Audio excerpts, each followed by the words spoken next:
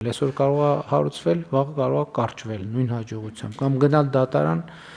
ավարտվել արդարացմամբ։ Այսինքն մեզ պետք է արձանագրել քրեական գործերի հարուցման հետ ինչ է տեղի ունեցել։ Եվ ես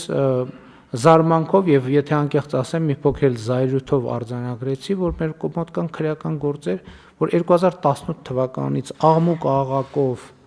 մեծ բաներով տենց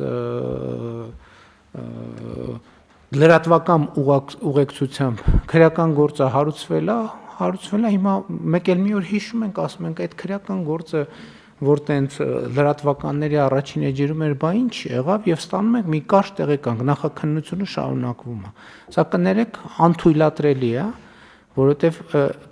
պետք է ի վերջո հանրությունը, կառավարությունը պատասխան ունենա։ Եվ ելի ուզում եմ ասել, որ ուզում եմ ընդգծել, որ կառավարությունը, պետական բյուջեն, այդ թվում ժողովուրդը հակակոռուպցիոն կոմիտեի վրա ահռելի եւ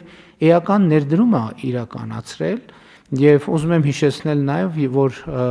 առաջին անգամ հակակոռուպցիոն կոմիտեի ձևավորման ընթացքում էր, երբ որ աշխատավարձերի այդպիսի բարձր մակարդակ սահմանվեց, այն ակնկալիքով, որ կառավարության քաղաքական կամքը հակակոռուպցիոն քաղաքականության եւ պայքարի առումով ավելի ինստիտուցիոնալ կարտահայտվի։